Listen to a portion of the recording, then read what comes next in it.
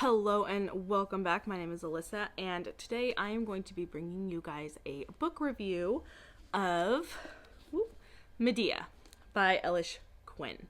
So, if you've been around the channel long enough, you know one of my favorite stories of all time is Circe by Madeline Miller.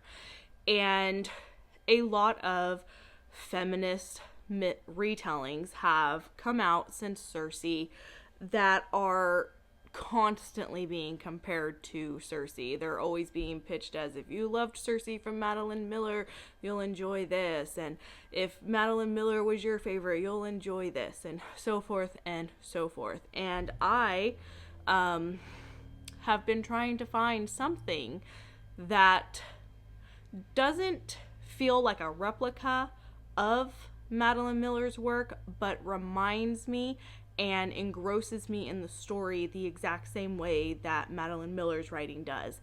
And I found that in Medea. This is quite a surprise for me because honestly, I have been less and less excited going into these retellings that focus on the female characters of the myths and not the men. And it's just because I've been disappointed over and over and over again. And this one did not disappoint. I would definitely recommend this one over Jennifer Saint. I have a lot of issues with Jennifer Saint. I feel her stories tend to end up focusing on the male character, and it becomes a big problem. That did not happen with this. So if you are not familiar with who Medea is the daughter of Aeetes, the granddaughter of Helios, and wife of Jason of the Argonauts. Her main story that she is known for is the killing of her children. So that's like a very, very quick rundown of who Medea is. She is also considered a witch who practices necromancy. Forgot to add that in. So that is an niece of Circe. I'm like remembering each and every little bit as I talk about her. Now, one of the things that I feared going into this book that it would end up focusing on Jason, since Jason is part of Medea's story. Thankfully, that does not happen. When Jason does come into the story, Medea does not take a background seat to her own story. She continues being present and at the front. And when the parts with Jason and what's going on with Jason happen, his stuff happens off page. And she gets, the quick rundown when she meets back up with him. And I think that's like the perfect way to handle that when you're telling the story from the female's perspective, because she wasn't present for certain scenes involving Jason. And so had the story veered off and followed him and started focusing on him, I wouldn't have gotten some of these behind the scenes involving Medea and like what she was doing when she was preparing to leave with him, and how she was coming to the conclusions that she came to and the choices that she made. So that is why it's really important to me that the story stays focused on the girl and not so much the man who she's involved with in her tale. And that's the issue I had with Jennifer Saint's stories, is that once the man came in, it's like we forgot we were following the story of the girl because then we started following the guy. That doesn't happen in this. Instead, you get to follow the bits and pieces of Jason's story through Medea. I also really liked that it focused a lot on Medea's early years, because when it comes to a lot of these retellings, you have to understand that like their place in the original myths are when they appear, and that's like when they start. Like you hear about them, you know about them, they exist. But when it comes to like their place in their stories, like Medea in the Jason and the Argonauts, she doesn't come into play until he meets her. So for this to focus on her history, like her childhood and her teenage years and into her young adult years, it made the story feel a lot fuller, and it did what Madeline did with Circe, in which it gave more life to Medea. It personified her more. And that's what I look for when I read these retellings from the female's perspective, is I am looking for the personification of the female character that we are following. I am wanting to see her story expanded on, and I want to see her character given more life. And I felt like I got that with Medea, because we got to spend ample amounts of time with her as a child, going into her teenage years and into her young adult years. We got to see what her relationship was like with her father. We got to see what her relationship was like with her mother, her sister, her younger brother. And we also got to understand Medea as a person.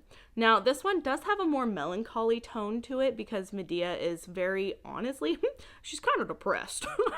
Like, that's like one of the best ways to kind of like explain Medea's character, is that she does spend a lot of time in this book being very depressed, but it's because of her surroundings, her upbringing, how she is treated.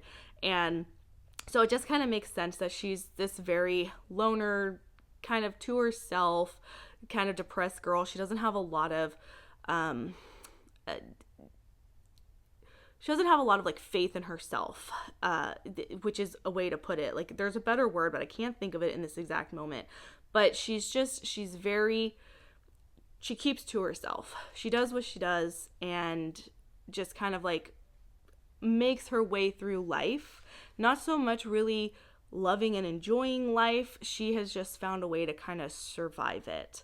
And so the story really doesn't focus that much on the myth of her killing her children. It actually, like, it does come into play, but it's not the highlight of the story, because the highlight of the story is learning Medea, knowing who she is, and seeing what her life was like growing up, which was very reminiscent of what Madeline did with Cersei, which was why I fell in love with Cersei as much as I did. Now, I will say Cersei does make an appearance in this book, and maybe I'm a little biased. I didn't really care for the portrayal of Cersei in this one. Just like I wasn't really a fan of her portrayal in AC Odyssey. But like I said, I could be biased. I really love the way Madeline portrayed her, so that might just be my biasy coming through. But overall, I did enjoy this. There was only two major downsides that I found with it, because I give this 4 stars. It unfortunately wasn't a full 5, but it's a good, solid, strong 4 stars compared to a couple of the other ones that I have tried that follow the female character of the myth. And one of those things is she does a similar thing that Jennifer Saint does, which drives me a little bit crazy, and that is the retelling of another myth while inside of this myth. And she did it about 2 or 3 times. And basically it's where, like, instead of just giving like a quick like rundown of something because the characters are talking about another myth, she explains the entire myth. And I'm just like, okay, we don't need to do that. And what makes it a slight bit more frustrating is this book is only 267 pages. So had you cut those parts out, the book would have been even shorter. And the thing is like, I don't really feel like it brings any extra sustenance to the story. It's just, it was more so utilized as a way to just fill in conversation. Because I will say, at least with this one, the two of the times that it was brought up, it was done as a lesson for her younger brother, and it was her like telling him and like using it as like a teaching lesson. And then the other one, it was just kind of like, oh yeah, this myth, and like it was kind of like thrown in. I just personally don't like when that is done, because I just feel like it's a cheap way to elongate the story. And like I said, it's already a short story as is, so it kind of gives the vibe that like, oh, I don't know how to fill in this extra space and make it just a little bit longer. So I didn't care for that. And then the other one was the emotional moments really didn't grab me. It really honestly wasn't until the very end of the story that I finally felt like actual emotion coming through, because if you have been here long enough, or if you're new, I like to cry when I read my books. I think sadness is one of the hardest emotions to pull off in the written form, and not every author can hit it. And I am a certified crybaby, okay? I cry watching many children's movies, okay? I am a very emotional person. I am very sensitive. And the fact that there are multiple instances in this book that are supposed to pull at my heartstrings, and only one really got me, and that was towards the end, but I wasn't like full-blown crying. That's one of the reasons why it didn't get that 5-star, because I want to be a crying, sobbing, heaving mess like I do. So overall, though, it is a very good retelling, and as a debut, it's a very strong debut. Because I am correct that this is her debut. I'm pretty sure. Yes, it is. In this prolupsive, that's a weird word, beautifully written debut. So very good, very strong debut, and definitely one that I would recommend picking up over Jennifer Saint. I know that sounds mean, but I just really feel like she captured the idea of telling the story from the female's perspective and focusing on the female and staying on Medea at all times. It never once felt like this was somebody else's story.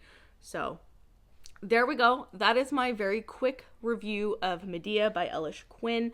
I highly recommend this one if you like the Greek mythologies and you like to have that feminist retelling where it focuses on Our Lady of the story. So yes, there you go.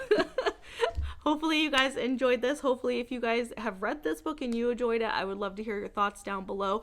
Also, if you didn't like it, I would love to hear why you didn't like it, because I think it is very healthy for us to talk about our likes and not likes. So yeah, like, subscribe, comment, all of those great things, and I will talk to you guys next time. Bye.